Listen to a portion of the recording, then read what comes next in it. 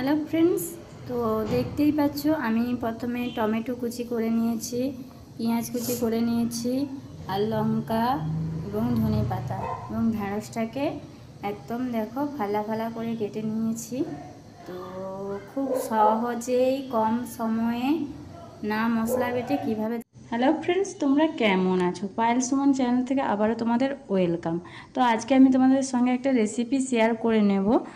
ঢ্যাঁড়সের তরকারি কিভাবে সহজেই রান্না করবে, কোনো মশলা ছাড়াই ঢ্যাঁড়সের তরকারি কিভাবে রান্না করবে। তো প্রথমে তোমরা দেখতেই পাচ্ছ আমি গ্যাসের উপরে কড়াইটা বসিয়ে দিয়েছি। তো তেবে গেছে আমার কড়াইটা।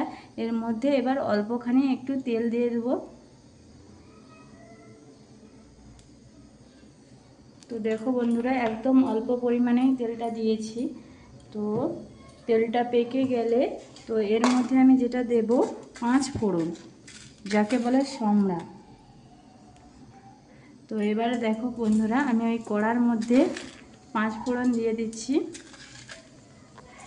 তো 5 ফোড়নটা ভালোভাবে পেকে গেলে আমরা যা দেব ফ্রেন্ডস, তো তোমরা দেখতেই পাচ্ছ আগে থেকেই আমি মশলাটা করে রেখেছিলাম। পেঁয়াজ কাটা, টমেটো, কাঁচা লঙ্কা, ধনে পাতা, ব্যাস এটাই হচ্ছে সহজেই কীভাবে ভেজে দেখবো। তো আমার 5 ফোড়নটা পেকে এসেছে। তো এর মধ্যে আমি পেঁয়াজটা দিয়ে দেবো। তো দেখো খুব অল্প পরিমাণে দিয়েছে, বেশি দেওয়ার দরকার নেই। দেখতেই পাচ্ছি আমি খুব অল্প পরিমাণে দিয়েছি। তো এবার পেঁয়াজটা ভাজা হয়ে গেলেই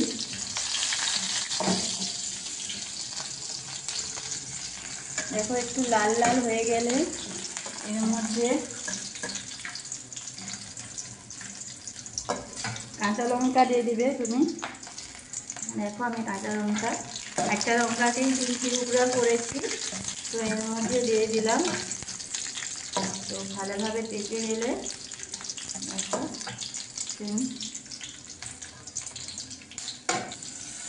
তো এর মধ্যে আমি অল্প পরিমাণে টমেটো দিয়ে দেবো।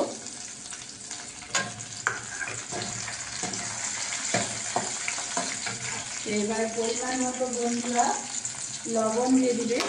তোমরা যে যতটা ভেড়ির পরিমাণ নেবে সে ততটা লবণের পরিমাণ দেবে। তো আমি স্বাদ মতো লবণ দিয়ে দিয়েছি।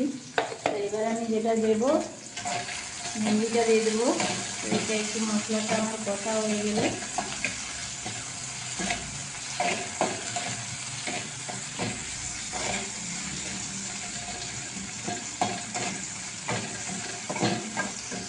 এর মধ্যে ঢ্যাঁড়সটা দিয়ে ভালো করে কষিয়ে নিতে হবে, যাতে ঢ্যাঁড়সের হড়হড়ানিটা সেন্স মরে যায়।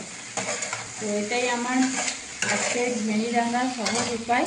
তো ভেড়িটা ভালোভাবে কষানো হয়ে গেলে এর মধ্যে আমি যেটা দেব হলুদের গুঁড়ো। হলুদের গুঁড়ো দিলেই আমার এর মধ্যে সব মশলা দেওয়া কমপ্লিট। তো ফ্রেন্ডস দেখতে পাচ্ছ ভেড়িটা আমার একটু কষানো হয়ে গেছে।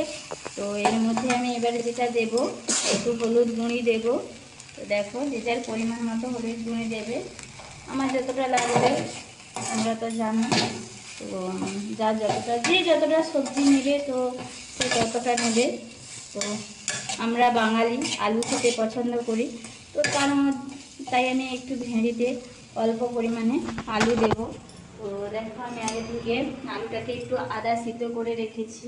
তো আমি এটা এর মধ্যে এবারে দিয়ে দেবো। আলুটাও কষানো হয়ে যাবে।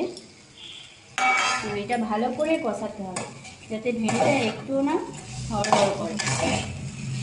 তো আগে থেকে তোমরা দেখেছো খুব অল্প, কোনো আমি মশলা বাটতেও হবে না, যাদের ঘরে মিক্সির সমস্যা থাকবে বা বাটার কোনো থাকবে না, খুব অল্প সময়ের মধ্যে অল্প টাইমের মধ্যে এই রান্নাটা কমপ্লিট হয়ে যাবে। কোনো মশলা বাটতেও হবে না, বাটারও ঝামেলা থাকে না, সামান্য। দেখো খেয়ে দেখো একবার হলেও এই রান্নাটা অবশ্যই তোমাদের ভালো লাগবে। তো দেখো এখন ভেড়ি কষাচ্ছি, আর একটু সময় লাগবে কষাতে।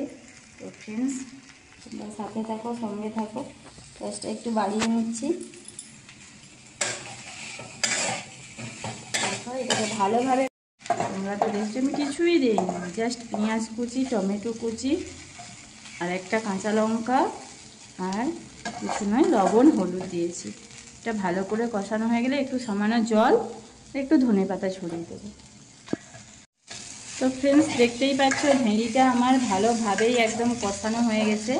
তো এবার ভেঁড়িটা তো সিদ্ধ হবে, তাই আমি এর মধ্যে অল্প পরিমাণে জল দিচ্ছি, তোমাদের যতটা লাগবে দিবে।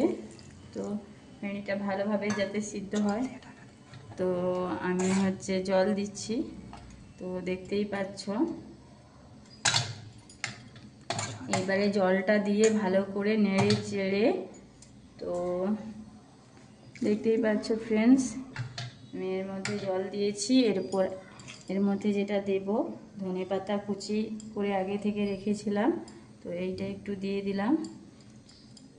তো দিয়ে দিলাম ধনেপাতা কুচি। তো এবার এর সঙ্গে ভালো করে মিক্সড করে, ভালো করে যাতে ভেঁড়িটা সেদ্ধ হয় ভালো করে, আমি তাই এর জন্য এতে একটা চাপা ঢাকনা লাগিয়ে দিচ্ছি। তো তোমরাও এইভাবে করো, সিদ্ধ হয়ে গেলেই ভেড়ি রান্না, জলটা মরে গেলেই ভেড়ি রান্না আমার কমপ্লিট।